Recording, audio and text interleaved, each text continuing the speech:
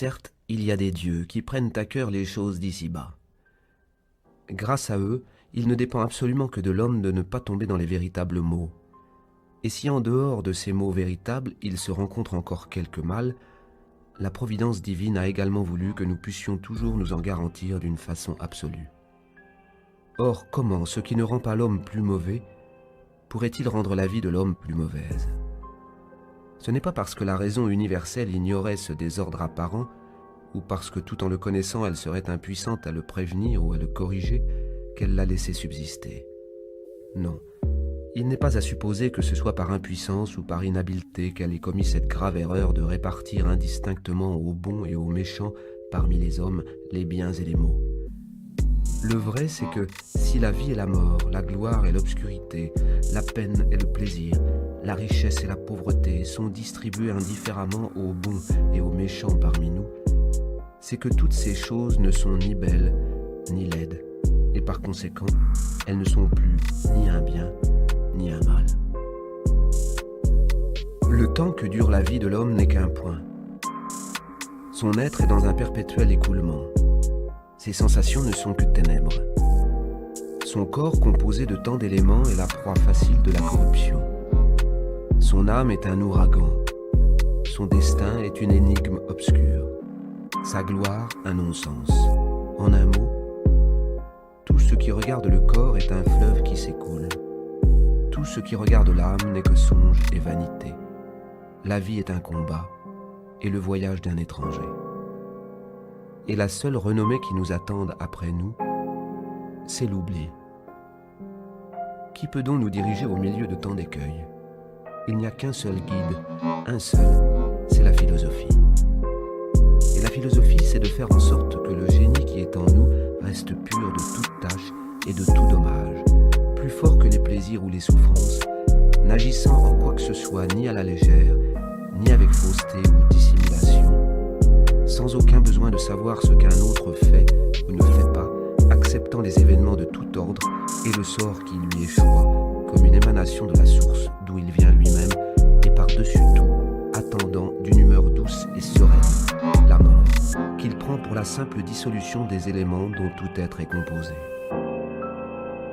Or, si pour les éléments eux-mêmes ce n'est point un mal quelconque que de changer perpétuellement les uns dans les autres, pourquoi regarder d'un mauvais œil le changement et la dissolution de toute chose?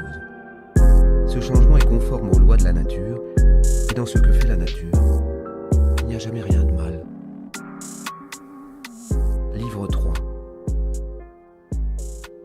Ce n'est pas le tout de se dire que chaque jour la vie se perd et que ce qui nous en reste diminue sans cesse. Il faut aussi se répéter que l'existence, fût-elle beaucoup plus longue, nous ne sommes jamais sûrs que notre esprit demeurera jusqu'au bout également capable de bien comprendre la vérité et de s'élever à ces hautes spéculations qui nous conduisent à la connaissance des choses divines et humaines.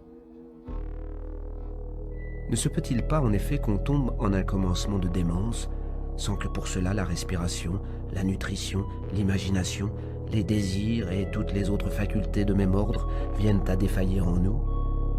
Mais jouir pleinement de soi, mesurer exactement le nombre et l'espèce de tous ses devoirs, être en état de préciser le moment où l'on doit s'éconduire soi-même de la vie, et tant d'autres actes qui, comme cela, exigent la raison la plus éprouvée par des luttes antérieures, ce sont là des puissances qui s'éteignent prématurément en nous. Ainsi donc, voilà des motifs de se hâter, non pas seulement parce qu'à chaque instant nous nous rapprochons de la mort, mais de plus parce que la conception des choses, leur enchaînement, peut nous échapper. Il est d'autres considérations analogues qu'il ne faut pas davantage perdre de vue. Ainsi, les objets acquièrent je ne sais quelle grâce et quel attrait par les accidents mêmes qui leur surviennent. Par exemple, le pain, quand il cuit, crève sur quelques points.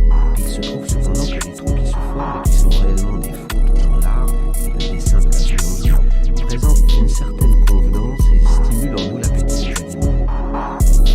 C'est de même encore que les figues se fendent quand elles sont tout à fait à point et que dans les olives qui sont mûres, ce goût qui annonce l'approche de la décomposition ajoute aux fruits une saveur toute particulière.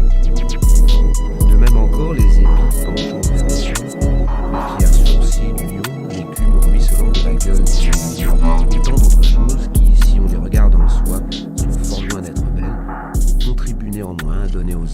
nouveau charme qui nous ravit. Concluons donc que si quelqu'un avait la passion d'étudier les phénomènes de l'univers et les comprenait plus profondément qu'on ne le fait d'ordinaire, il ne trouverait pas une seule chose, pour ainsi dire, qui n'offrit un agrément spécial dans ses rapports avec l'ensemble, même parmi les phénomènes qui ne sont que des conséquences tout à fait secondaires. S'il considérait à ce point de vue les bêtes les plus féroces, ouvrant leur gueule toute béante, il ne s'y plairait pas moins qu'à ces imitations sorties de la main des peintres et des sculpteurs. Ses regards intelligents ne manqueraient pas de découvrir dans les traits d'une vieille femme ou d'un vieillard une grâce et une beauté secrète qui rappelleraient les charmes de l'enfance. Mais tout le monde n'est pas fait pour pénétrer ces mystères, et ces jouissances sont réservées exclusivement aux sages qui se familiarisent avec la nature et avec ses œuvres. Livre 4. On va se chercher de lointaines retraites dans les champs, sur le bord de la mer, dans les montagnes, et toi-même aussi tu ne laisses pas que de satisfaire volontiers les mêmes désirs.